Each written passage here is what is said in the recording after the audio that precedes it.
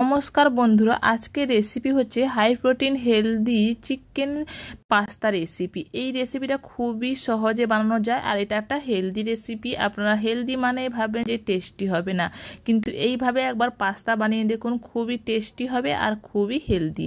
অল্প একটু তেল নিয়েছি, আমি হাফ টেবিল স্পুন মতন তেল নিয়েছি। তাতে রসুন কুচি দিয়ে একটু নাড়াচাড়া করে নেওয়ার পর এখানটায় চিকেনটাকে নিয়ে নিয়েছি। চিকেনটাকেও ছোটো ছোটো করে কেটে নিয়েছি।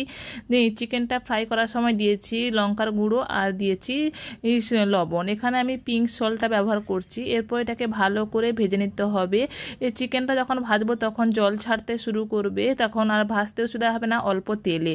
এরপর দিয়ে দেবো কুচনো লম্বা লম্বা করে গাজর আর দিয়ে দিচ্ছি অল্প পরিমাণ আবারও লবণ। এরপর এটাকে ভালো করে ফ্রাই করে নিতে হবে, মানে ভালো করে ফ্রাই করতে মানে সেদ্ধ হলেই আমাদের হয়ে যাবে। একটু নাড়াচাড়া করার পর দিয়ে যখন ভাজা হয়ে আসবে তখনই দিয়ে দেবো এখানটায় পেঁয়াজ কুচি। পেঁয়াজটাকেও ভালো করে ভেজে নিতে হবে সব কিছু সবজি আর চিকেনের সঙ্গে। আপনারা চাইলে এখানে আরও সবজিও অ্যাড করতে পারেন, আপনাদের পছন্দের মতন সবজি এখানে অ্যাড করতে পারেন। এরপরে যখন এটা ভাজা হয়ে যাবে তখনই এখানটায় অ্যাড করব টমেটো পিউরি। টমেটো পিউরি বা টমেটো পেস্ট এটা এখানে ব্যবহার করেছি। এরপর দিয়ে দিচ্ছি এখানটায় মিক্স হার্ব আর দিয়েছি অরিগ্যানো আর চিলি ফ্লেক্স। এরপর এটাকে ভালো করে মিশিয়ে নিতে হবে, ভালো করে মিশিয়ে নিতে হবে। ভালো করে মিশিয়ে নেওয়ার পর এখানটায় আমি ঢাকা দিয়ে এটাকে ভালো করে সেদ্ধ হতে দিব, কারণ সবজি বা চিকেনটাকে আর একটু সেদ্ধ করতে হবে, তার জন্য এখানটায় আমি সেদ্ধ করতে দিয়েছি।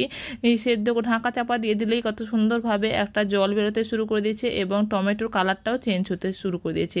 এরপর এখানটায় দিয়ে দিচ্ছি আগে থেকে সেদ্ধ করে রাখা পাস্তা। এখানে পাস্তাটাকে আমি এখানটায় সুজির পাস্তা বা ভার্মিসেলি পাস্তা এখানে ব্যবহার করেছি। আপনারা ময়দার পাস্তাটা ব্যবহার করবেন না, অ্যাভয়েড করবেন। এখানে আমি অল্প পরিমাণ পাস্তা দিচ্ছি আর সবজি আর চিকেনের পরিমাণটা বেশি। এরপর এটাকে ভালো করে 2 থেকে 3 মিনিট মতো নাড়াচাড়া করে নেওয়ার পর এখানটায় আমি গ্রেট করা চিজ দিয়েছি অল্প পরিমাণ। আপনারা এটা না দিতেও পারেন, এখানে চিজটা দিলে খেতে ভালো লাগে। আমুলের যে চিজ কিউবগুলো পাওয়া যায় সেটাকে দিয়ে ভালো করে মিশিয়ে নিলেই তৈরি হেলদি অ্যান্ড পাস্তা। ভিডিওটা ভালো লাগলে লাইক শেয়ার করে দেবেন। Thank you for watching my video.